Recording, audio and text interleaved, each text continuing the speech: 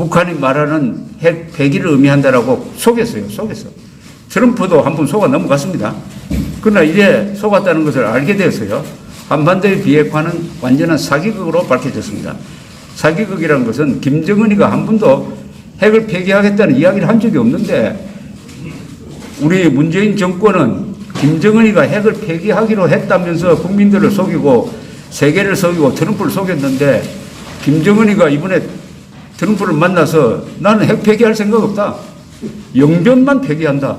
영변은 북한이 가지고 있는 전체 핵 능력의 한 10분의 1쯤 됩니다. 10%만 포기하고 90%는 그냥 갖고 있겠다. 핵폭탄 한 60개 되는 거 그냥 계속 갖고 있겠다. 그리고 1년에 한 10개 좀 만드는 그 능력도 계속 갖고 있겠다. 즉 핵 보유국 입장이 되겠다. 핵 보유국의 물 절대로 포기하지 않겠다는 것을 선언을 했는데 그동안에 여러분이나 미국이나 세계 사람들은 문재인 말만 믿고 김정은이가 핵 폐기하려는 전략적 결단을 내리고 이제는 주민들 잘 먹여 살리는 쪽으로 마음이 바뀌었다 이렇게 믿었던 거 아닙니까? 완전한 사기극입니다. 이게 우리나라 역사상 가장 큰 사기극입니다. 이건 비핵화 사기극입니다. 사기극. 문제는 비핵화 사기극이라는 사실을 국민들한테 제대로 알려야 할 언론과 야당이 좀 약해요. 그러니까 아직도 사기극을 벌린 사람들이 아직도 벌을 받지 않고 있습니다. 이 정도의 사기극을 벌리시면은 이거 어떻게 됩니까? 안보를 걸고 사기를 하면 어떻게 됩니까? 더구나 국군 통수권자가 안보를 책임진 사람이 안보 문제를 가지고 사기극을 벌리면 어떻게 됩니까? 어떻게? 국민이 총 돌려야 됩니다. 1968년에 11월에 울진 삼척 무장공비 사건이 있었어요. 그때 한 120명 되는 무장공비가 밤에 바다에 상륙을 했는데 초병이 그걸 보고 겁이 났어요. 겁이 나서 허위보고를 했습니다.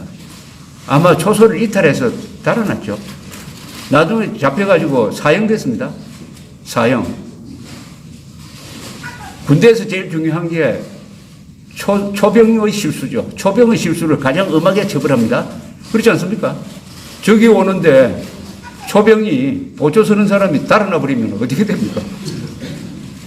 그 부대가 완전히 어떻게 됩니까? 멸종하는 거 아닙니까? 멸종하는 겁니까? 멸종. 김정은이가 핵을 폐기한다는 말을 한 번도 한 적이 없는데 핵 폐기한다고 거짓말한 이 엄청난 사기극에 대해서는 앞으로 우리가 두고 심판을 해야 됩니다. 국민들이 심판을 해야 돼요. 그리고 이걸 우선 알아야 돼요.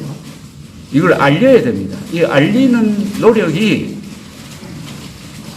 자유한국당과 언론에서 나와야 되는데 이 언론의 풍토가 지금 한 70~80%는 이 정권의 나팔수 역할을 하니까 소수의 언론, 조선일보, TV조선 정도가 조심조심 하면서 알리고 있고 그 대신 요새 이제 유튜브에서는 많은 이야기를 하고 있습니다.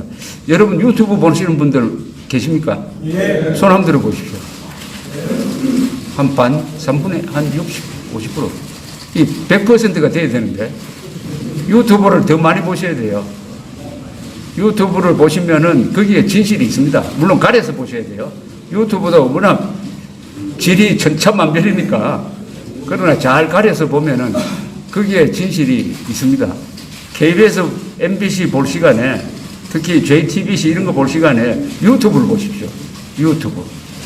조금 거칠더라도 거기에 진실이 있는 겁니다. 자, 문재인 대통령은 이제 오도 가도 못하는 사람이 되어버렸어요.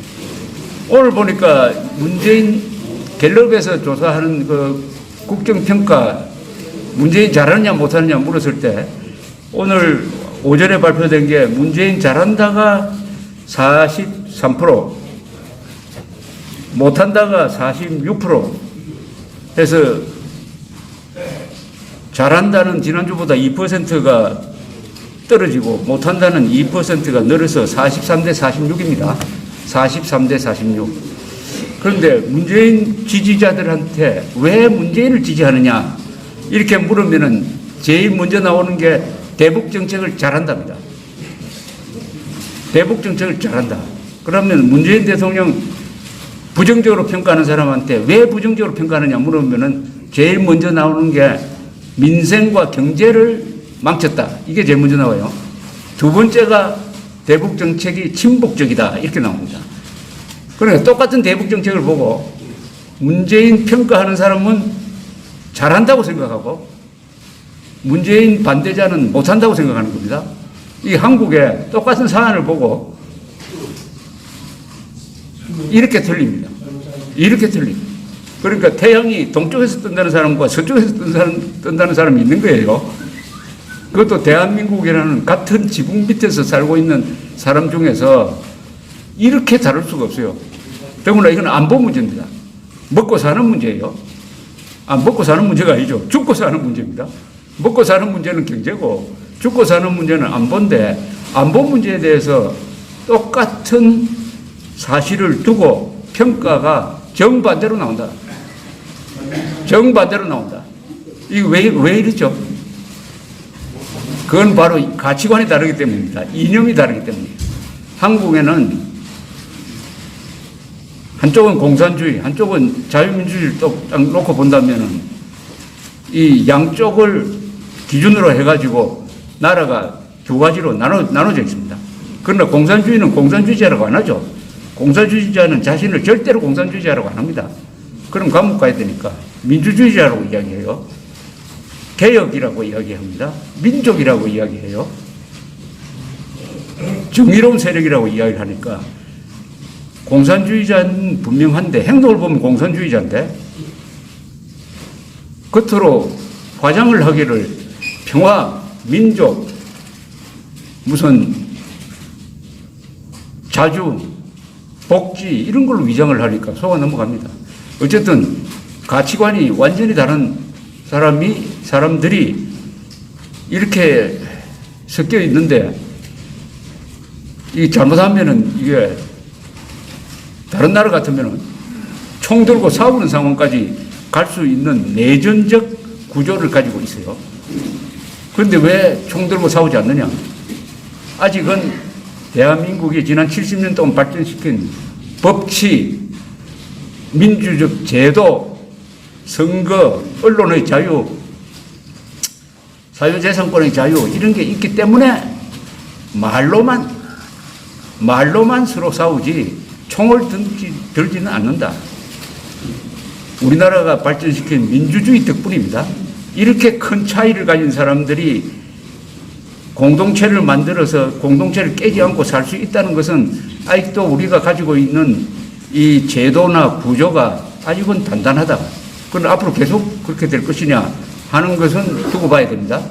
두고 봐야 돼요. 그런데 문재인 대통령 지지자와 반대자의 성향이 또 완전히 다릅니다. 문재인 43% 지지를 지역별로 보면은 높은 데가 서울과 호남입니다. 호남, 서울, 호남. 예상하지만은 문재인 지지가 낮은 데는 경상도, 경상북도, 경남. 최근에는 경남이 또 상당히 비판적으로 돌았습니다. 그 다음에 계층별로 중요해요. 계층별. 문재인 지지가 가장 높은 데가 어디냐 하면은 압도적으로 사무실 근무자입니다. 화이트 칼라입니다. 화이트 칼라. 사무실에서 근무하는 사람들이 문재인 지지가 높습니다. 여기는 압도적입니다. 한 60%대입니다. 화이트 칼라는 누구냐? 바로 넥타이 메고 사무실에서 근무하는 사람. 대기업에서 근무하는 사람. 은행에서 근무하는 사람. 이 사람들은 봉급이 높습니다. 그리고 고학력자예요. 어떻게 보면은 한국 자본주의의 혜택을 가장 많이 보는 사람들이 한국 자본주의나 자유민주주의를 부정하는 어떻게 보면은 훼손하려고 하는 사람을 지지를 하고 있습니다. 이 화이트 칼라가 맨정신을 어떻게 차릴 거냐 하는 게 한국의 운명과 관계되는 일인데 이 화이트 칼라가 전체 국민 중에 차지하는 비중이 가장 높아요. 한 30% 됩니다. 30%. 그 다음에 가장 비판적인 사람은 자영업자. 그 다음에 블루칼라. 노동자들은 또 비판적입니다. 그 다음에 주부. 여성 중에서도 주부. 그 다음에 은퇴자. 무직자. 즉, 이 인생을 살아가는 데 있어서 한복판에 있든지 아니면은 인생의 바닥에 있는 사람, 삶의 현장에 있는 사람들은 문재인 대통령을 싫어하는 거예요. 그게 무슨 차이가 있겠습니까? 자영업자, 블루칼라, 가정주부, 은퇴자들이 문재인을 싫어하고 화이트칼라들은 문재인을 좋아한다. 거기에 비밀이 있습니다. 비밀이 있어요. 그 다음에 또 흥미로운 통계가 있어요. 문재인을 가장 싫어하는 사람은 잘 사는 사람들이 아닙니다. 반대예요. 소득 구분에서 하류층이 문재인을 싫어해요. 저소득층이 문재인을 싫어합니다. 그런데 여기도 이상하지 않습니까? 문재인 정권은 입만 열면 사람이 먼저다. 약자를 보호한다. 이렇게 나오죠. 약자가 뭡니까? 가난한 사람 아닙니까? 그런데 가난한 사람은 문재인 지지가 아니라 문재인 반대가 압도적으로 많아요. 이것도 아주 특이한 현상입니다. 특이한 현상.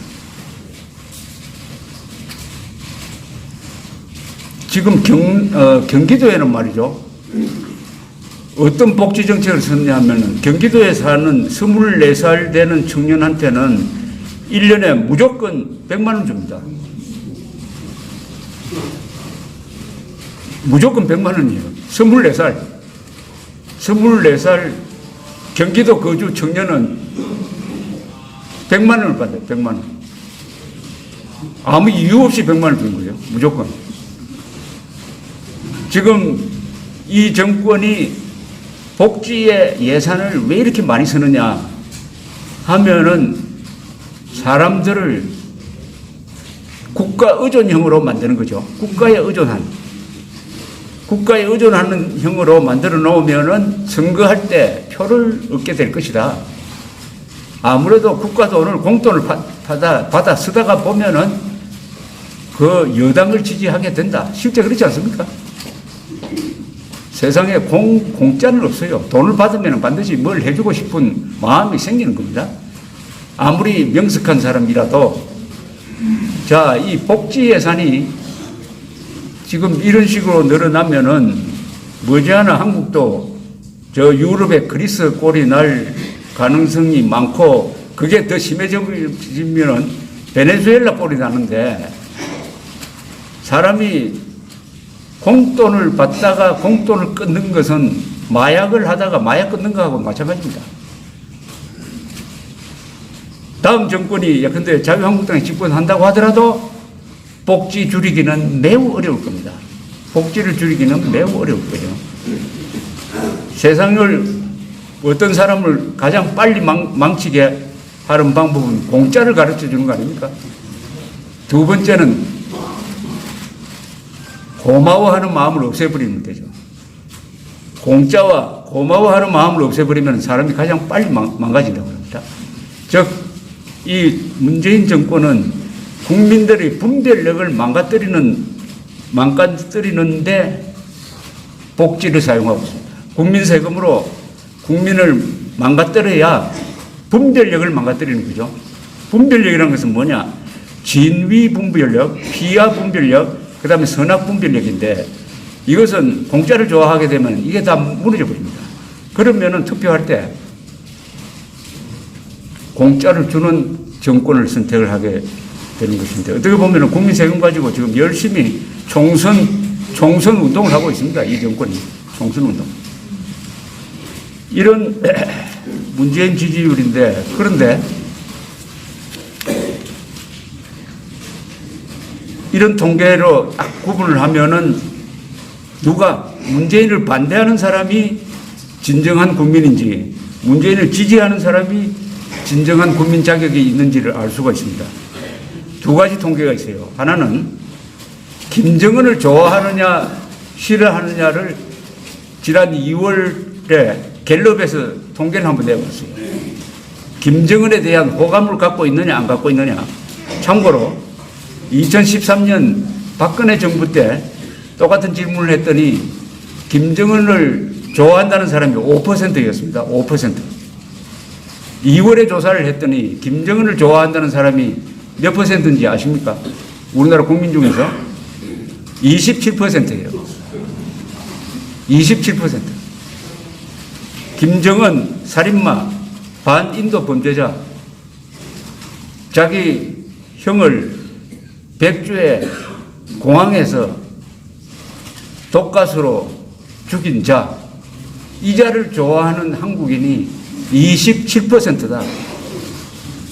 그러면은 냉전시대 때 미국 사람 중에 27%가 스탈린을 좋아했다. 그러면은 미국이 냉전에서 이길 수 있었겠습니까? 유대인 중에 27%가 히틀러를 좋아했다.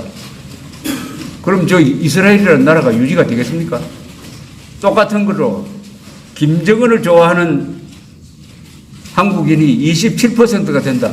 대한민국 유지될까요, 이거? 27%. 근데 27%는 누구냐? 문재인 지지자 중에서 압도적으로 많습니다. 문재인 반대자는 김정은 싫어해요. 그러면은 이렇게 딱 기준을 잡을 수 있습니다. 문재인 지지자들은 선악 구분이 잘 안 되는 사람이다. 문재인 지지자들은 비하 구분이 잘 안 되는 사람이다. 문재인 지지자들은 진위 구분이 잘 안 되는 사람이다.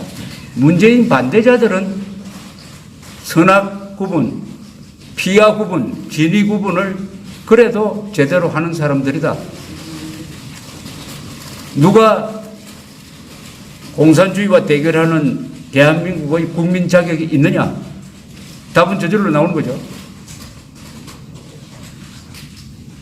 27%가 김정은을 좋아한다.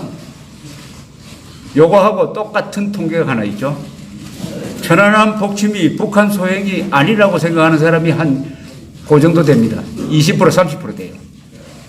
아마도 천안함 폭침이 북한 소행이 아니라고 대답하는 그 바보 같은 사람들이 사실은 바보가 아니고 학력이 제일 높아요. 이 사람들과 김정은을 좋아한다는 사람이 겹칠 겁니다. 즉 천안함 폭침이 북한 소행이 아니라고 생각하는 그런 마음이 있으니까 김정은을 좋아한다는 마음이 생기는 거죠. 같은 마음입니다. 같은 마음. 같은 마음. 그런데 오늘 아마 내일 이 국방부 장관 해임 건의안을 자유한국당에서 냈습니다.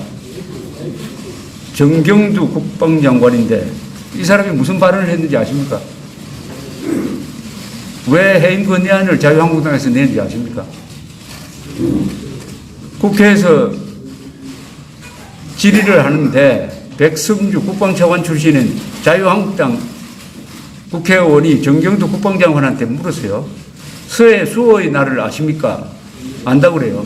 설명 한번 해 주십시오 하니까 이 사람 설명이 남북 간에 있었던 불미스러운 충돌을 기념하는 날입니다.